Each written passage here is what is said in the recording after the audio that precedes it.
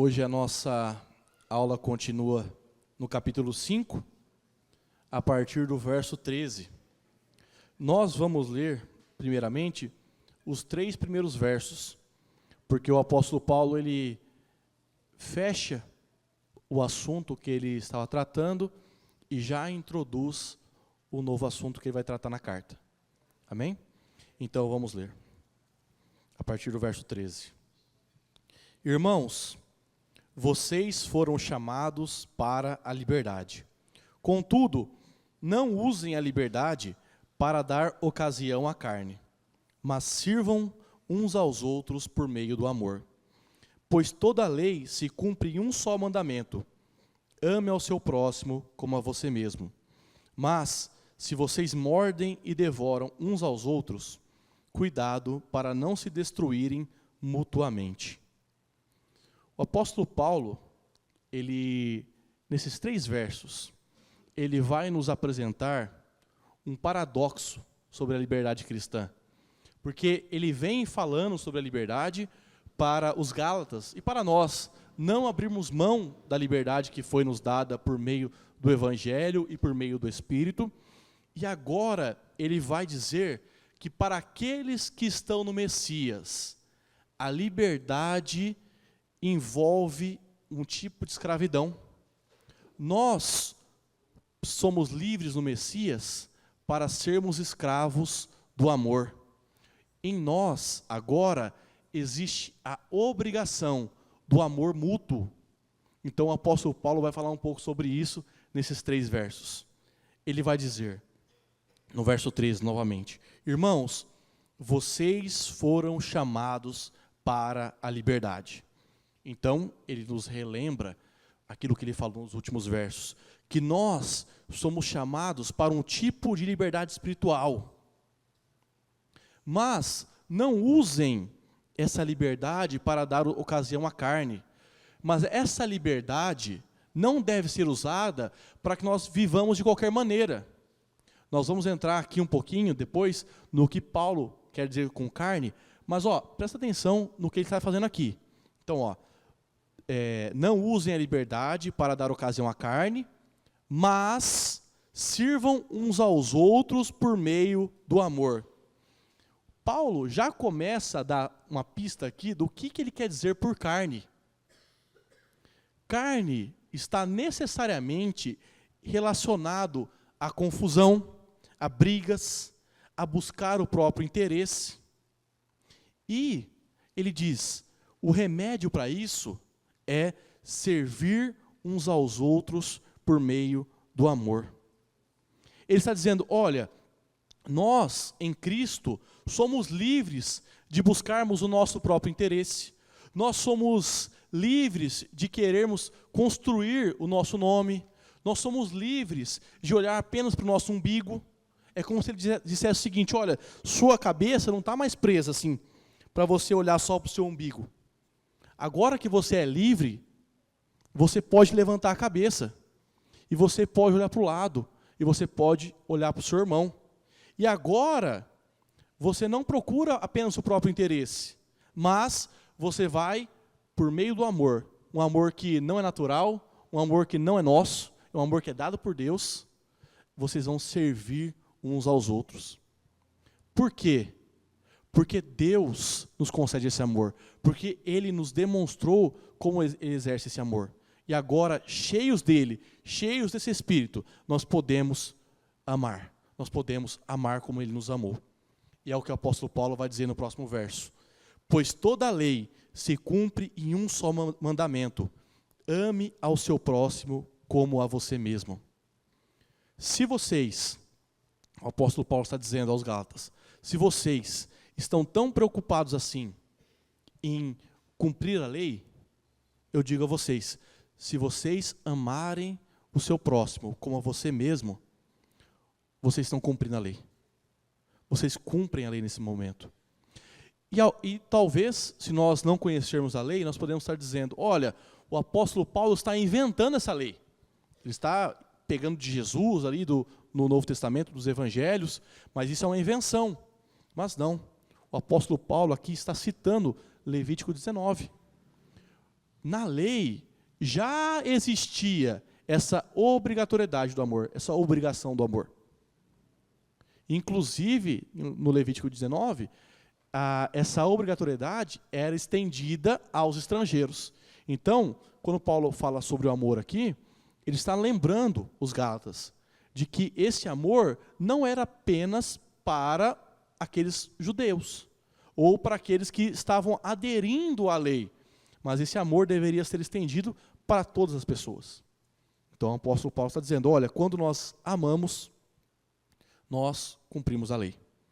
E nós vamos ver aqui como esse amor, ele aparece nas nossas vidas, como esse amor, ele aparece na comunidade. Como nós podemos dizer que nós somos uma comunidade que ama?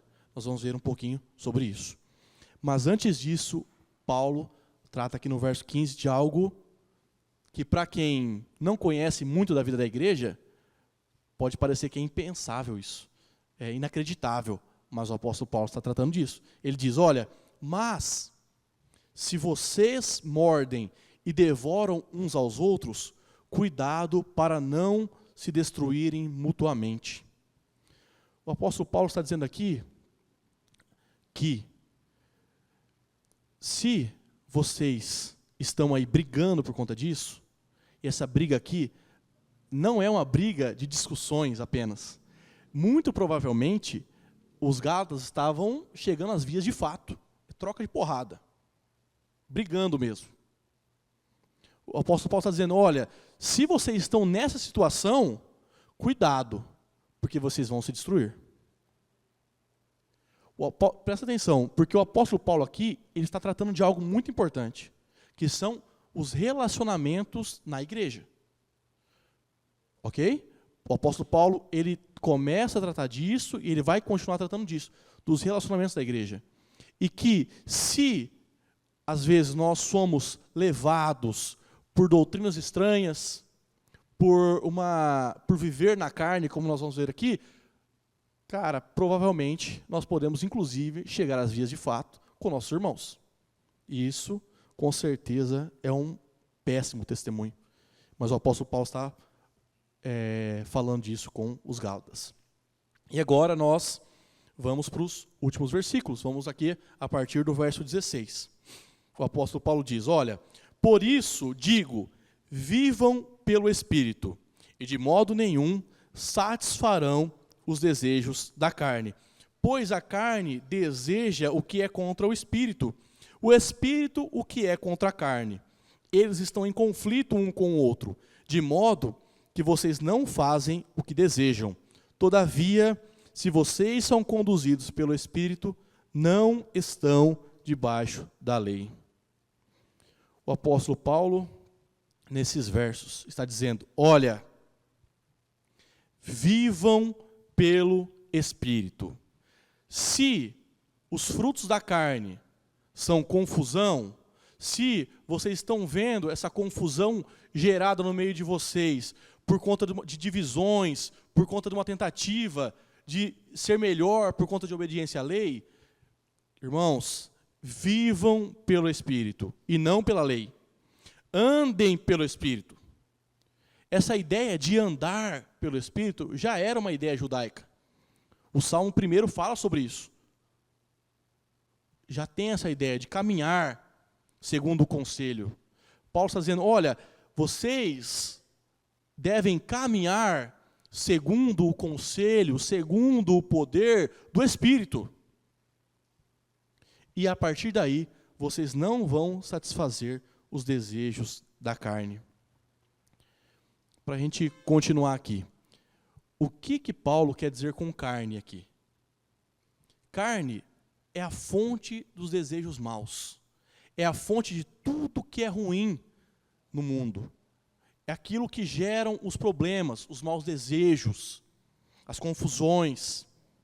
Aquilo que corrompe a realidade criada por Deus. Isso é carne. Paulo não está falando sobre questão física. Tá? Paulo não é dualista, Paulo não é platônico. Paulo está falando sobre a fonte dos maus desejos, sobre aquilo que corrompe a boa natureza criada por Deus. Isso é a carne, é o que fomenta o nosso pecado, é a fonte da maldade. Entendido? E o apóstolo Paulo vai dizer, olha, para nós não satisfazermos esses desejos, o que nós devemos fazer? Nós devemos focar no Espírito, focar em viver no Espírito. Então, ao invés de nós irmos para a lei e olharmos aquilo que nós estamos fazendo de errado, e nós tentarmos resolver isso com a força do nosso próprio braço, criando mais leis para nós não cairmos nelas mais, e vai criando regrinhas e regrinhas para nós nos sentirmos santos, mas isso sempre vai voltar para nós mostrando a realidade do nosso pecado. Ele está dizendo, olha, foquem nas virtudes do Espírito. Paulo está dizendo que para nós abandonarmos o nosso pecado, para nós não satisfazermos o desejo da nossa carne, nós precisamos nos preocupar com as virtudes. Nós precisamos nos preocupar com o florescimento da nossa vida, com o fruto do Espírito. Para vencer as paixões indisciplinadas da nossa carne, nós precisamos viver no Espírito, buscar aquilo que é do Espírito. Então, pode parecer assim meio sem nexo, mas o apóstolo Paulo está dizendo, olha, nós precisamos focar naquilo que é do Espírito, naquilo que o Espírito nos concede, e assim nós receberemos poder para abandonar as práticas pecaminosas, para abandonarmos as práticas do pecado.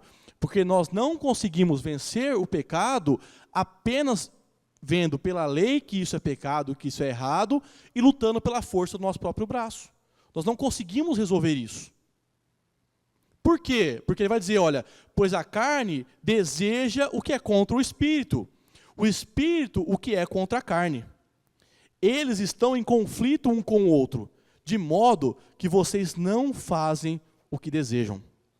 Então, o meio pelo qual nós vencemos as paixões da carne não é focando nelas e tentando dominá-las e suprimi-las, mas é ter uma vida dominada pela confiança em Deus, sabendo que nós fomos alcançados por Deus, que Ele habita em nós, e reconhecendo que Ele é o nosso mestre hoje, agora. O conhecimento da lei não pode transformar os nossos desejos, não pode, mas o Espírito pode. E o apóstolo Paulo já disse, o Espírito habita em nós. Nós que recebemos o Senhor, nós que recebemos a Cristo e confessamos a Cristo, nós temos o Espírito. E agora nós podemos vencer a carne, nós podemos frutificar no Espírito. Por quê? Porque o apóstolo Paulo está dizendo aqui, olha, vocês receberam o Espírito, mas estão tentando voltar à lei para ter um pouco mais de segurança. Mas isso não serve. Isso não vai resolver a vida de vocês. Nós não podemos desejar viver pelo Espírito se nós estamos voltando para o caminho da carne por meio da circuncisão ou por meio da prática da lei. Então o apóstolo Paulo está dizendo isso, olha, nós não podemos viver tanto pelo Espírito quanto pelas obras da lei, pela prática da lei, quanto pela carne. Nós não podemos. Nós não podemos. Mas esse texto ele não é ruim para nós. Esse texto é um texto de esperança. Por quê? Porque se nós recebemos o Espírito e o Espírito luta contra a carne, nós temos que ter certeza de que o Espírito é muito maior do que a carne. Se o Espírito de Deus está em nós, Ele trabalha em nós, o Senhor nos capacitará a escolher aquilo que é bom, a escolher a bondade, a escolher a virtude. E assim nós não ficaremos, porque qual que é uma preocupação que nós temos quando nós dizemos que nós não obedecemos mais a lei? Nós podemos dizer o seguinte, olha, nós vamos ficar perdidos moralmente. Nós vamos viver igual malucos. Nós vamos viver sem regras. Nós não vamos saber viver. Mas, se nós recebemos o Espírito, e nós somos capacitados por Ele, e nós vivemos na comunidade do Espírito, e nós ouvimos a pregação do Evangelho, e nós entendemos a lei a partir da vinda do Messias, nós vamos sendo capacitados, e nós vamos entendendo aquilo que é virtude, aquilo que é bondade, e aquilo que nós devemos abandonar. E nós vamos poder andar no Espírito. E assim nós vamos abandonando aquilo que nós devemos abandonar, e nós vamos desenvolvendo aquilo que o Espírito deseja que nós desenvolvamos. Mas fica um aviso do apóstolo Paulo aqui também. Porque a carne, ela mantém as garras afiadas dela em nós, no nosso corpo, quando nós desejamos viver debaixo da lei. E assim, nós não conseguiremos, tentando viver debaixo da lei, ser as pessoas que Deus deseja que nós sejamos. Somente pelo Espírito nós iremos frutificar e viver da maneira como que Deus deseja que nós vivamos. É somente pelo Espírito e não pela carne. O apóstolo Paulo continua no verso 18. Todavia, se vocês são conduzidos pelo Espírito, não estão debaixo da lei. É aquilo que nós estamos falando até agora aqui sobre isso. Se nós vivemos pelo Espírito, se Deus nos redimiu da lei e nos fez filho, nos deu seu Espírito, agora o nosso relacionamento com Ele é direto, é pelo Espírito, e não mais como crianças imaturas que precisam de um guardião, que precisam que seja dito, olha, não pode fazer isso. Não pode, você sabe? Olha, não vá até aquela porta, porque se você for até aquela porta, você vai ser atropelado, se você sair lá fora. Não, nós vamos entender aquilo que nós devemos fazer, e a forma como nós devemos fazer, e aquilo que é importante, porque o Espírito, e por meio da comunidade cristã, vai nos comunicando. A questão aqui, irmãos, como nós falamos na semana passada, não é que a lei é ruim. Ela é boa, ela é santa e justa. É sempre bom nós lembrarmos disso. Mas, dentro do contexto da nova aliança, ela, muito possivelmente, no caso dos Gálatas, estava sendo utilizada para aumentar o pecado na comunidade. Então, é aquela coisa, você usar um elemento fora do seu contexto ou fora do seu tempo, esse elemento pode causar problemas. Era isso que estava acontecendo com a lei. Trazendo a circuncisão, porque aqui o fato é basicamente a questão da circuncisão e a questão que separava os gentios dos judeus, né? Mas nós estamos aplicando um pouco mais sobre a lei. Mas trazendo isso para dentro da comunidade, onde não haveria mais essa divisão, você voltaria a causar divisão e problemas. Você volta a gerar castas no meio da comunidade que todos são iguais perante Cristo. Então a lei fora do seu lugar causa problema. A lei fora do seu tempo causa problema. Mas o apóstolo Paulo está dizendo, olha, se vocês são conduzidos pelo Espírito, se vocês são conduzidos pelo Espírito. Aqui, eu vou fazer um parêntese, para a gente entender o que é condução do Espírito. Porque esse é um tema assim, bem quente, né? Existem bastante opiniões sobre isso, mas o Craig Kinner, ele vai dizer que essa condução do Espírito, ela é uma condução moral e não vocacional. O que isso quer dizer? Quer dizer que o Espírito vai ensinar os crentes a amar uns aos outros. E ser guiado pelo Espírito envolve matar as práticas do corpo. Então, o Espírito vai nos ensinando a forma como nós devemos viver essa vida de liberdade diante de Deus. Ela vai transformando os nossos corações para que nós possamos desejar aquilo que é bom, aquilo que é puro, aquilo que Deus aprova. Então, o Espírito vai transformando os nossos desejos. E assim, nós vamos corrigindo as ações. Então, transforma o desejo primeiro e depois transforma as ações. Por que isso aqui é importante? Porque, às vezes, nós podemos olhar para esse texto e achar que Deus, ou que nós, para ser conduzidos pelo Espírito, nós precisamos, a todo momento, qualquer decisão que nós iremos tomar, nós precisamos que alguém, que um pastor, um líder religioso, nos diga o que nós devemos fazer. Então, assim, por exemplo, vou casar. Você não quer errar. Aí você pede para um líder, ora para mim, para saber com quem que eu devo casar. Você vai mudar de emprego. Aí você quer que Deus mande um sinal para que você saiba se você deve ou não trocar de emprego.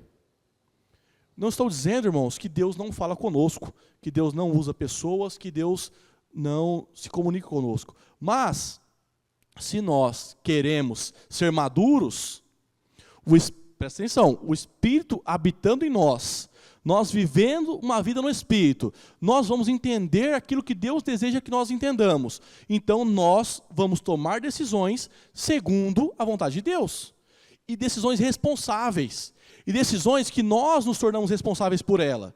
Porque se eu digo que eu mudei de emprego porque Deus me disse para mudar de emprego, a responsabilidade não está em mim, está em Deus. Está vendo? A gente transforma Deus na lei. A gente não quer assumir responsabilidade. Nós não queremos assumir o risco de tomar decisões e depois essas decisões não serem corretas, ou trazerem consequências, ou darem problemas. Nós queremos a certeza. Percebe? Nós estamos sempre querendo voltar para a certeza da lei. Nós estamos querendo sempre voltar para a certeza de que nada vai... O que eu tenho que fazer para nada acontecer errado na minha vida?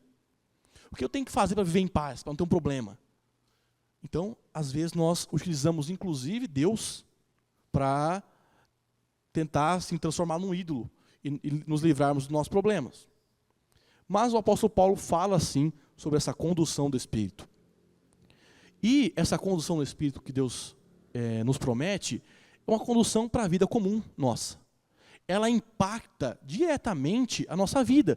Porque se nós somos cheios do Espírito, se nós vivemos diante de Deus, se nós conhecemos a sua palavra, se nós vivemos em comunidade, as nossas decisões vão ser impactadas por isso.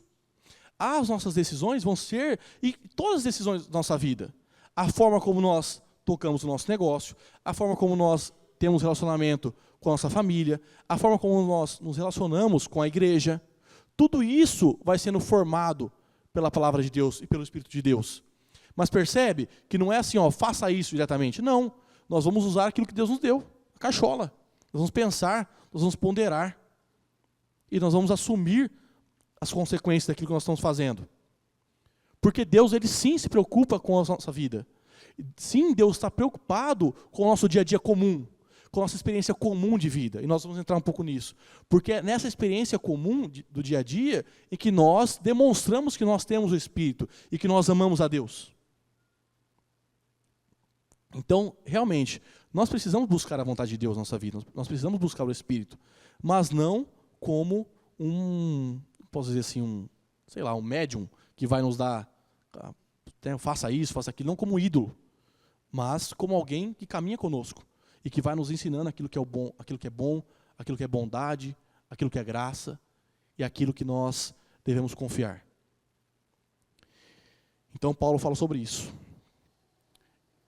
Um outro ponto que é importante nós lembrarmos é que quando a Escritura fala sobre direcionamento do Espírito, principalmente quando fala no Evangelho de Lucas, em Atos, a direção do Espírito está sempre voltada para a missão. O Espírito sempre conduz a igreja para a pregação do Evangelho, para alcançar o outro, para alcançar os gentios.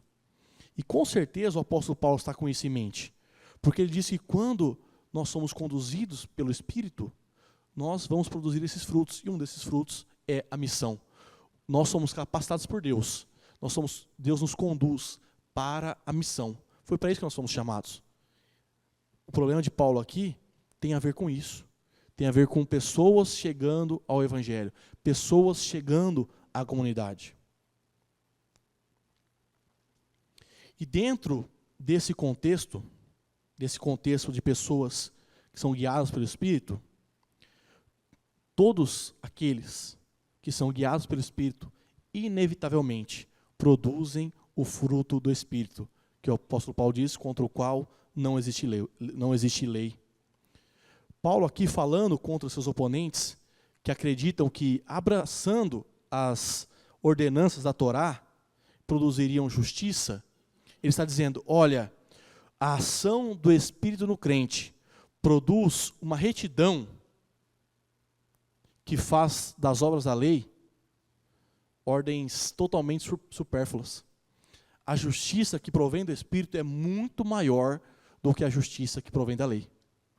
A forma de vida de alguém que vive pelo Espírito é muito mais reta, muito mais íntegra do que alguém que vive somente pela lei. Amém? Tudo tranquilo até aqui? Vou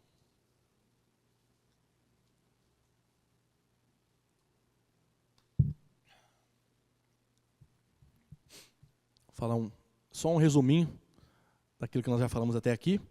Então, Paulo, ele argumentou que a vida de quem recebeu o Espírito, creu em Jesus e foi batizado e tenta viver segundo os antigos fundamentos, né, como no caso a Torá, ela se torna impraticável. Porque procurando ser justificado pela lei, a pessoa vai se encontrar totalmente culpada e imoral. Paulo, ele faz uma ligação direta entre santidade e o entendimento errado da igreja sobre o Evangelho. Então é o seguinte, olha, se nós temos o entendimento errado sobre o Evangelho, nós nunca conseguiremos atingir a verdadeira santidade. Nós nunca seremos santos de verdade. Porque a santidade vem de entender o Evangelho, de receber o Espírito, entender que nós temos o Espírito e nos relacionarmos com Ele. O pastor falou sobre isso no domingo. Então, vem no entendimento correto. Porque se nós voltamos para a Torá, porque se colocando na posição deles, a Torá já estava estabelecida, já existia uma tradição. E parece, vamos colocar nosso contexto aqui, se nós vemos alguém que obedece à lei, que o cara guarda o sábado, o cara não come, parece virtude, parece algo bom. Fala, nossa, o cara é santo, hein? Esse cara parece virtude, parece moralmente superior. Mas o apóstolo Paulo nos diz que isso é ilusório. Por quê? Porque a nova era chegou. E é nessa nova era, é nesse novo tempo, debaixo do Espírito, que nós somos chamados para viver. Nós somos chamados, como povo do Messias, a habitar em um mundo perigoso, assumindo riscos, sem a aparentemente confortável, mas que leva à condenação, regra da Torá. Porque a regra da Torá é isso. Ela parece ser confortável, mas o apóstolo Paulo já nos disse que ela viver por ela, leva à condenação. E agora, o apóstolo Paulo vai entrar especificamente nas obras da carne. E ele diz, olha, as obras da carne são manifestas: imoralidade sexual, impureza, devassidão, idolatria, feitiçaria, inimizades, desavenças, ciúmes, ira, egoísmo, dissensões, facções, inveja, embriaguez, orgias e coisas semelhantes a estas. Eu os advirto, como antes já os adverti. Aqueles que praticam essas coisas não herdarão o reino de Deus. Paulo aqui está falando para gentios, num contexto em que fugir da imoralidade sexual era algo, inclusive, complicado para os gentios, porque fazia parte do contexto deles. O gentio que aderiu ao povo do Messias e que começou a ter relação com os judeus, sabiam disso. Sabiam das dificuldades de abandonar a imoralidade sexual, a impureza e a devassidão. Eles sabiam disso. E, pelo que o apóstolo Paulo aponta, eles já abandonaram isso. Eles já estavam entendendo que isso era errado e que eles estavam lutando e vencendo isso. Mas, agora, ele coloca outras questões que muito provavelmente estavam causando problemas naquela comunidade. Ele coloca idolatria, feitiçaria, inimizades, desavenças, ciúmes, ira, egoísmo, dissensões, facções, inveja, embriaguez e orgias. Percebe que o apóstolo Paulo, ele acaba colocando aqui vários vícios, vários pecados, várias obras da carne que são coletivas. O que o apóstolo Paulo está dizendo aqui? Ele está dizendo que viver pela lei sem o Espírito, vai desaguar no pecado. Vai desaguar no pecado. E para nós, essa lista é óbvia. Para eles também era óbvia. Esses pecados são óbvios. Não tem nenhuma novidade nisso. Mas uma coisa que pode parecer novidade para nós, e para eles também pode ser novidade, é que, assim, vamos pensar, né? Como que nós lidamos hoje com o pecado da imoralidade sexual, com o pecado da impureza e da devassidão? Nós enxergamos isso como errado, como algo totalmente errado. E está correto, é algo errado mesmo. Mas nós enxergamos isso tão errado quanto, vamos ler aqui, idolatria, feitiçaria também, mas inimizades, desavenças, ciúmes, ira, egoísmo, dissensões e facções.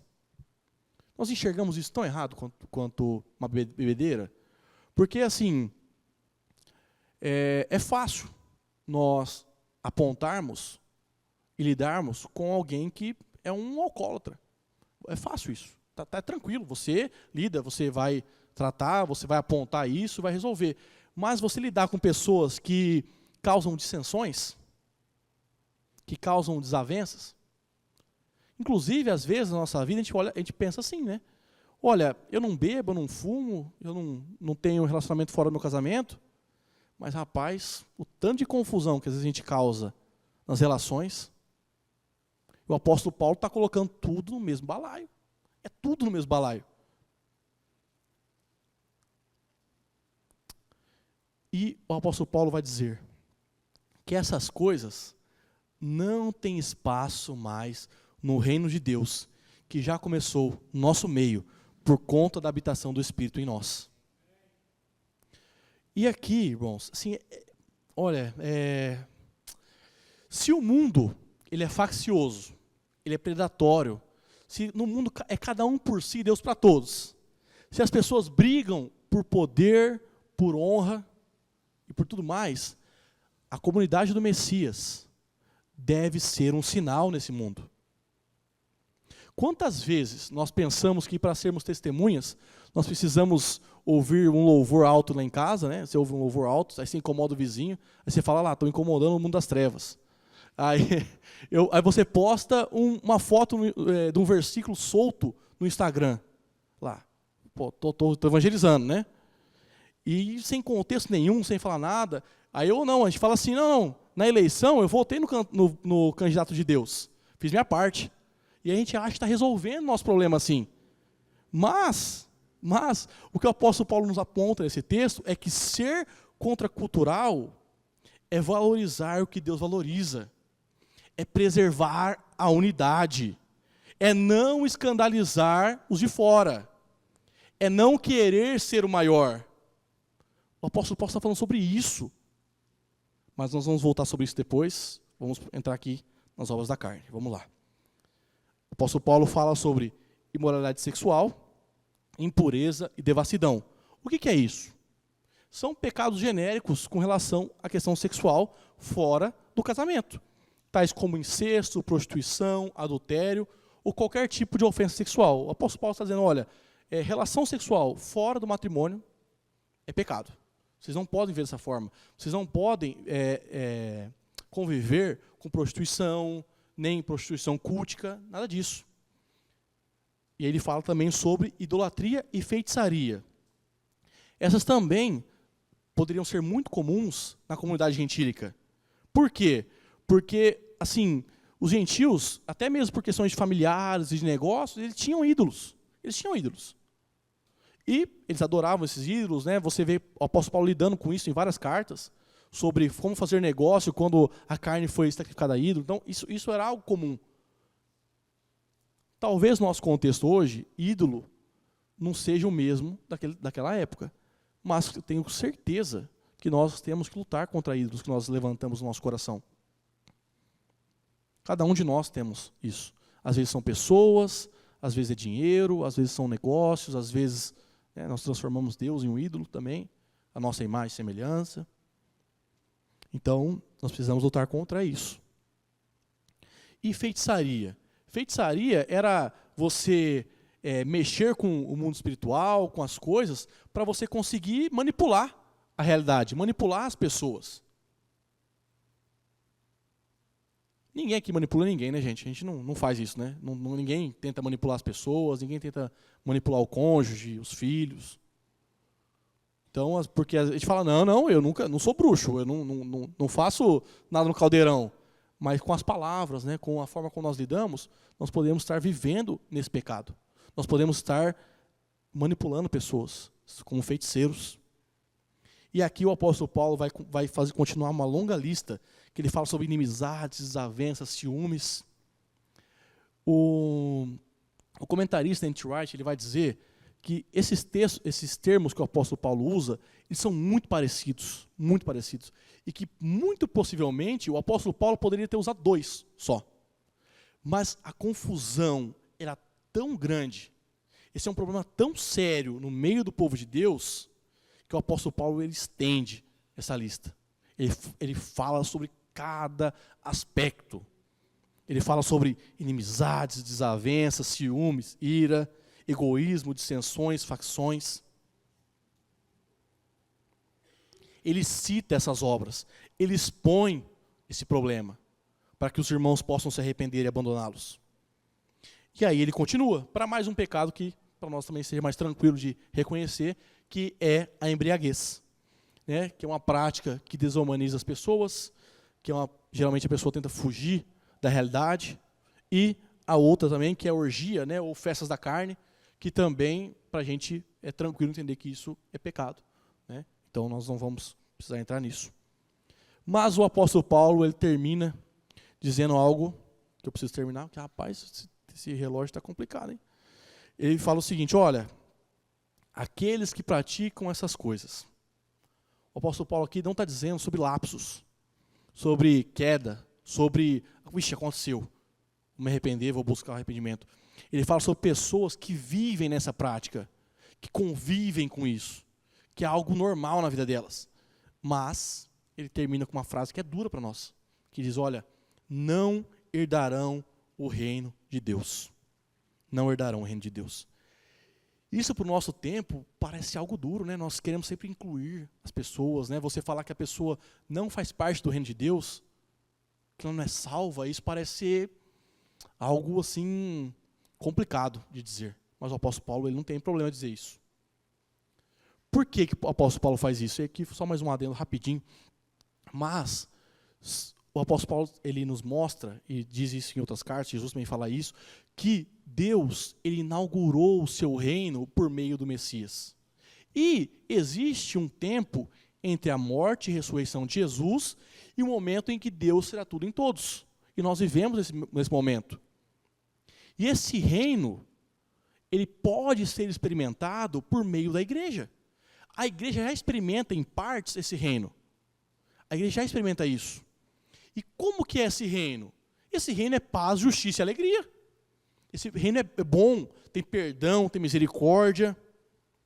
Esse reino se preocupa com a criação de Deus, se preocupa com os interesses de Deus na criação também, se preocupa com os interesses de Deus na vida de outras pessoas, com a missão. Agora, se a pessoa vive nessa prática pecaminosa, vive debaixo dessas obras da carne, e ela espera que, Deus me salvou, eu sou salvo aqui e tal, e aí um dia, quando Deus me salvar, quando Deus me levar, aí eu vou para o céu, né? Aí está tudo certo, aí eu abandono. Mas o apóstolo Paulo está dizendo, olha, nós, como comunidade, nós como povo do Messias, nós como expressão do reino aqui e agora, nós já vivemos, de certa maneira, um pouco disso. E essas práticas, elas não têm espaço no reino do Messias. Então, se nós vivemos presos nessas práticas, nós não desejamos estar no reino do Messias. Então, se nós, com essas práticas e com a vida dessa maneira, nós não participamos do reino do Messias, nós já estamos cooperando para o reino das trevas, que é para onde, se nós vivermos nessa prática, como o apóstolo Paulo diz, nós iremos.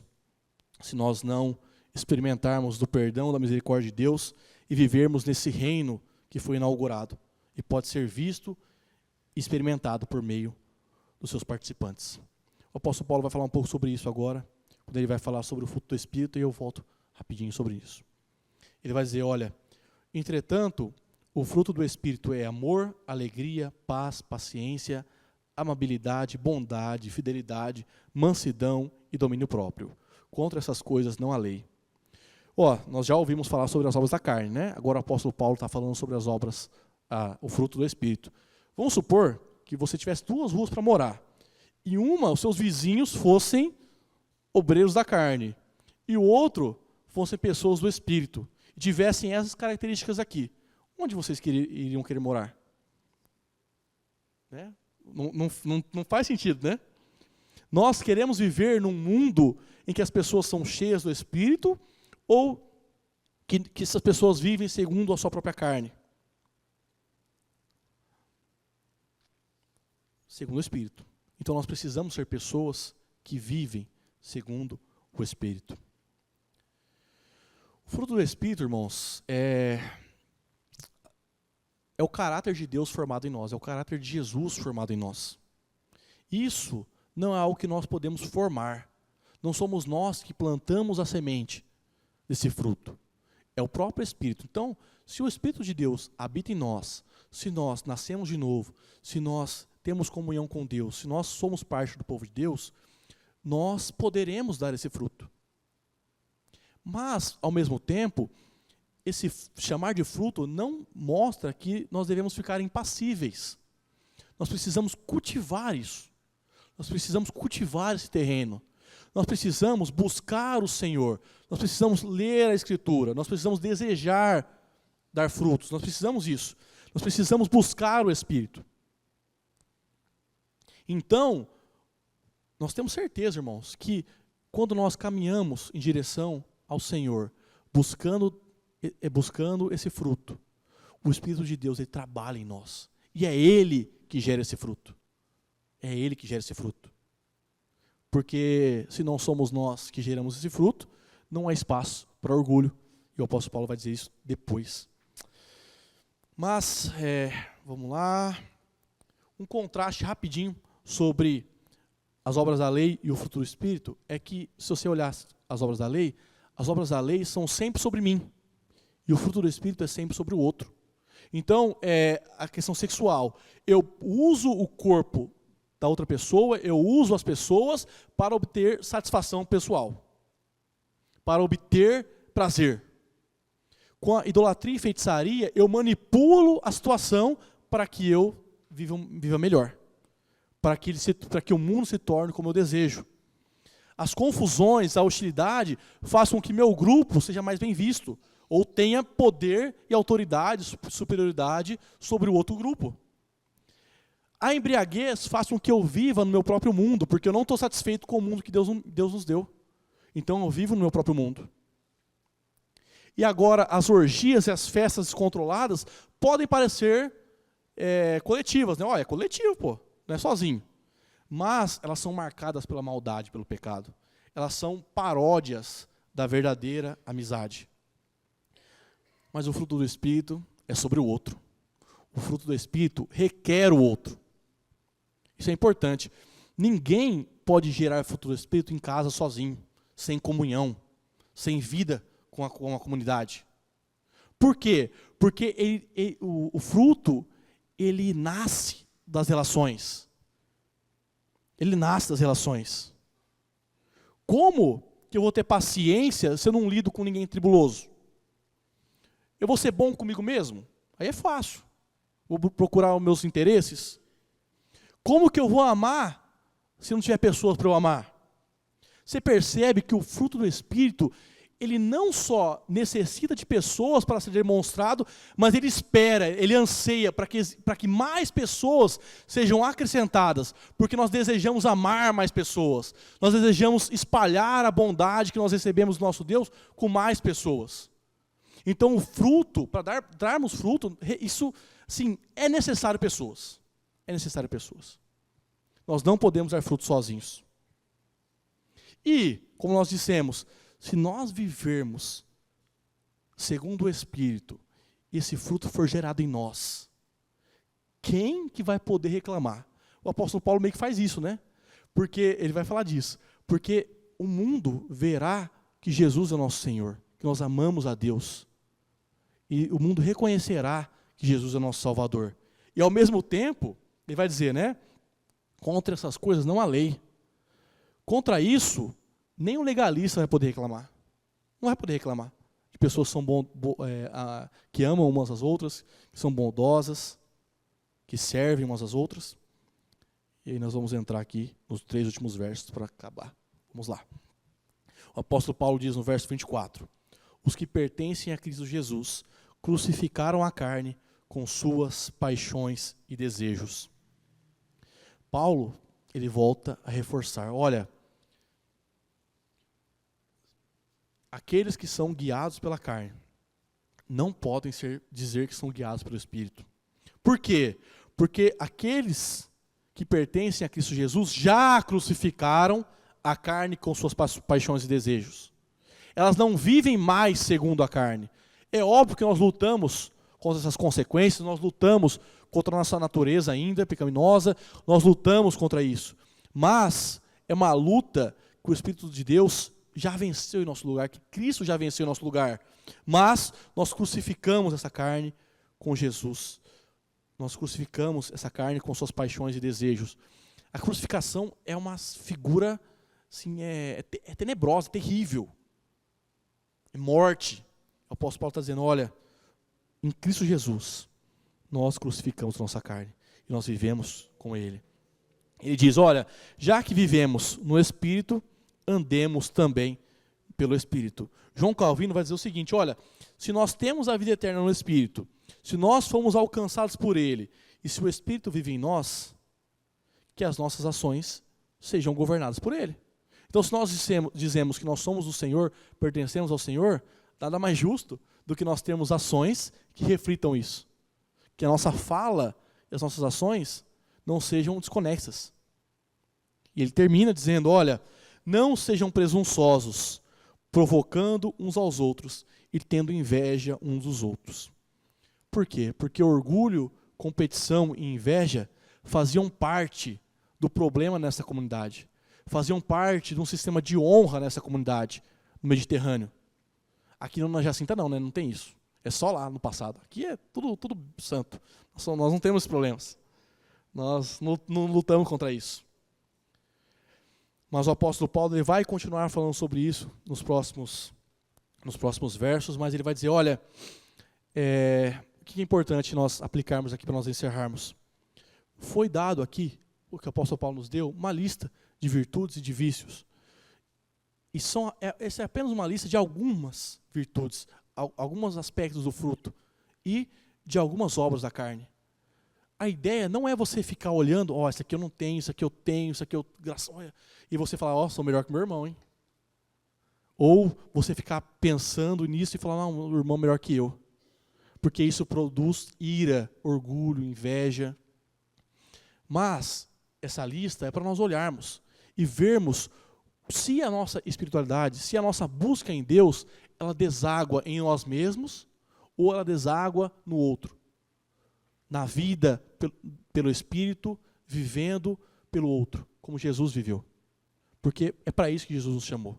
E é para isso que Jesus chamou a igreja da Galácia, e é para isso que Jesus está nos chamando, para que nós possamos, livres das amarras da lei, livres das amarras da nossa carne, do orgulho, do pecado, que nós possamos servir uns aos outros como o nosso Senhor nos serviu. Amém? Amém. Pode ficar em pé para a gente orar?